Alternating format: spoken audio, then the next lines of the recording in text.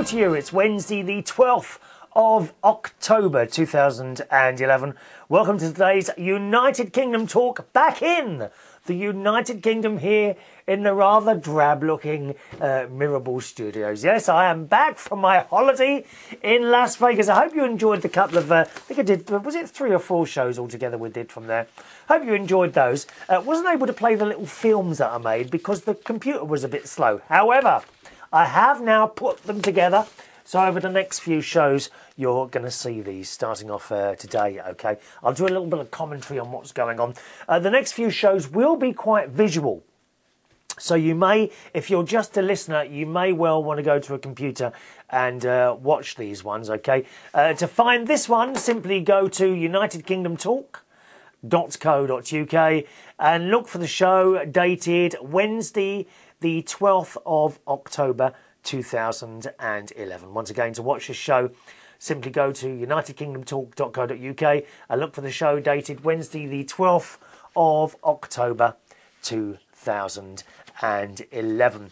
Just before we start the video, there was a setting and I forgot to do it. I have to save the video from the camera to a computer. I then have to put it through a bit of software to save it as that, and then I put it into another bit of software, Adobe Premiere Elements. I edit in that and then save that, and then that's the finished kind of product. When it goes into Adobe, if there's any movement, I'm supposed to press a setting that says always de-interlace frames. Technical people will know what that is. If you don't know what it is, doesn't really matter. But what it means is, because I forgot to press it, if there's any movement, like I'm waving my hand now, you may see, well, you will see lines, okay, kind of coming from the moving object. So I'm sorry about that. I just completely forgot to do it. There's so much to remember there. So much to remember. All right, then. Here's the first video. All right, coming up now. And this one starts off with the look of the hotel. All right, let me just get over so I can see my screen there. There we are, the front of one of the many casinos in Vegas. I'm going to read out some of your emails as well while we're doing this. You're going to see some fruit machines. There we are, the fruit machines. I mean, there really is. I've never seen so many fruit machines and things in one area. And I think I mentioned on one of the other shows that my friend Ron and I really didn't have a clue how to work these fruit machines. Okay, got some hotels coming up on the screen now. You saw the Paris hotel, of course, with the Eiffel Tower, Bailey's Hotel. There was lots of people impersonating Elvis Presley. You'll see a few of those through the video as well. That's the main. Oh, just a second.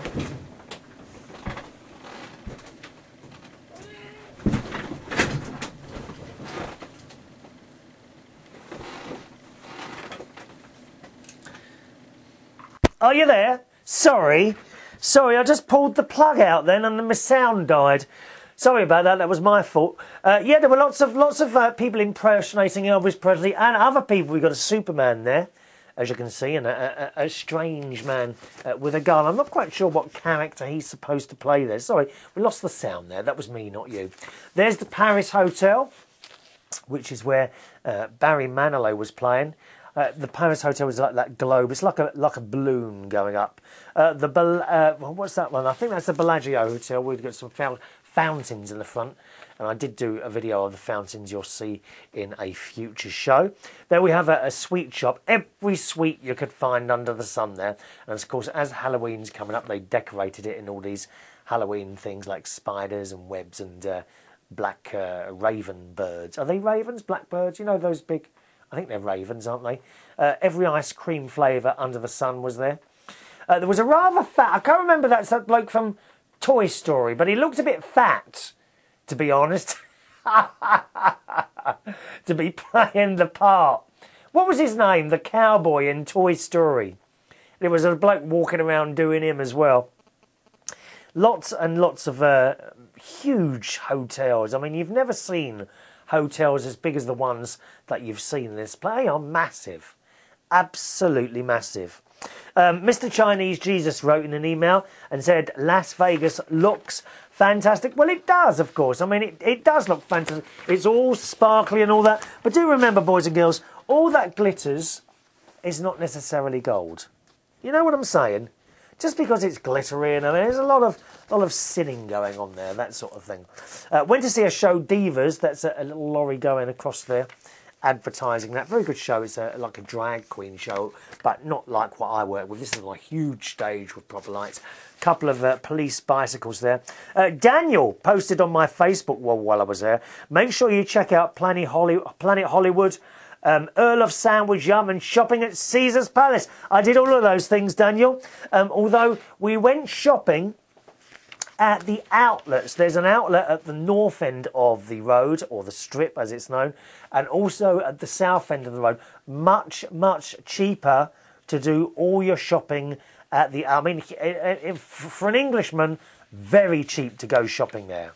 Very cheap to go shopping in these two outlets. Well, there's a picture of my favourite little building, the Coca-Cola one, which was all glass and in the shape of a bottle.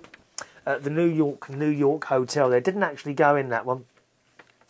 Jesse BT writes, oh, Chris, you and Ron were in Chicago Airport and stayed 3 hours. I am just 20 minutes from there. Oh, you missed us. And I could have met you both. Missed that chance. Oh, well, still hoping you both really enjoyed your trip to Las Vegas. Yes, indeed, we did. And Jesse BT also says, on the subject of the American Airlines staff, I did say they were really miserable on the way there. You know, you couldn't have a laugh with them.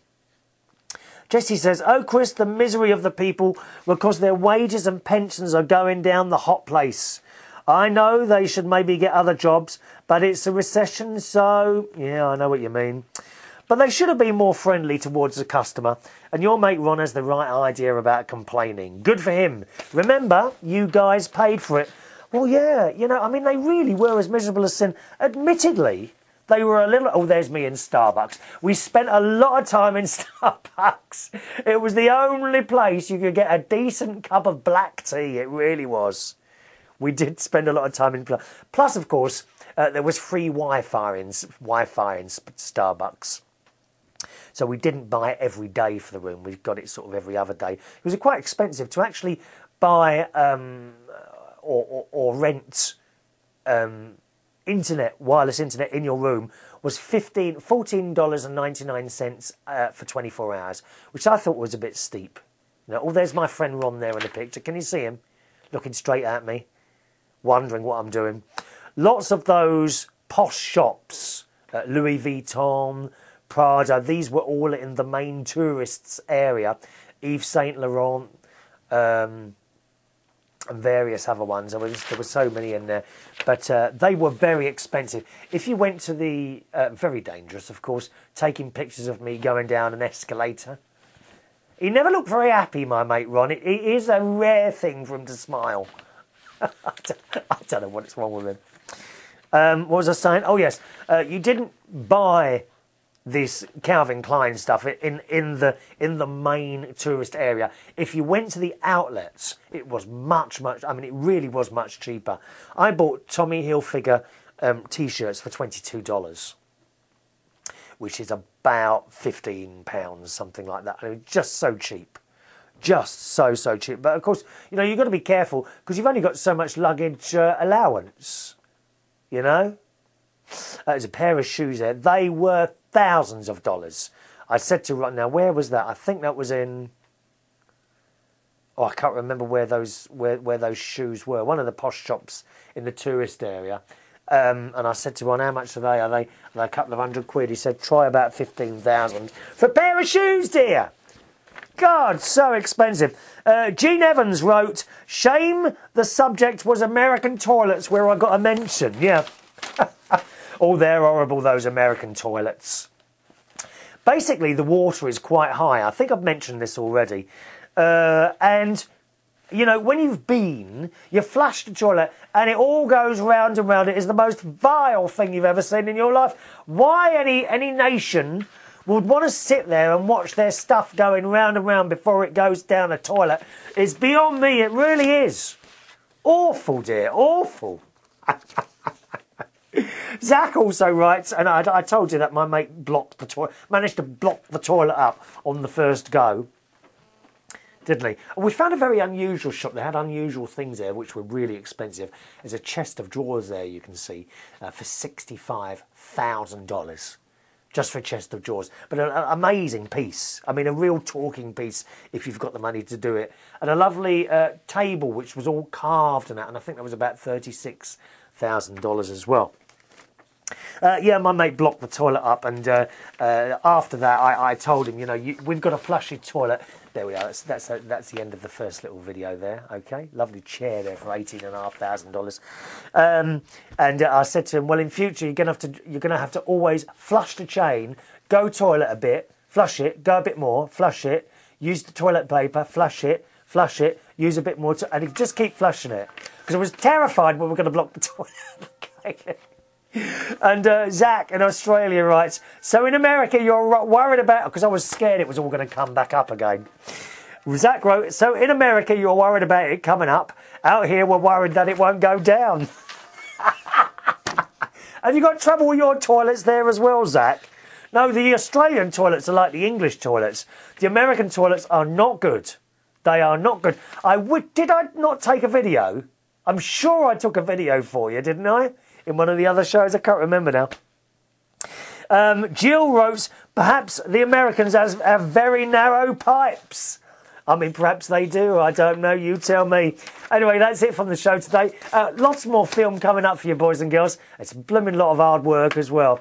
The email address for the show is chris@unitedkingdomtalk.co.uk. I told you I was very dubious about this trip, didn't I? I was very nervous about going. The actual journey is a nightmare. It's a nightmare. I went economy this time. It's a blooming nightmare. I hated it. Hated every minute of sitting on those American airline planes. No, never again. So uncomfortable. So uncomfortable. But there you go. Once you were there, we have had a wonderful time. I won't lie to you. And more about it over the next few shows, all right? It's also very nice to be back. And do you know what's the best part of coming back? Come here, girl. There's a young lady here, right? And she has not left my side since I got back, have you? She keeps following me everywhere, in and out the rooms, in and out the kitchen, in here, and she just keeps sitting next to me on the floor, bless her heart. I think the cat's missed me. Email address is chris@unitedkingdomtalk.co.uk. See you in the next show. Bye-bye.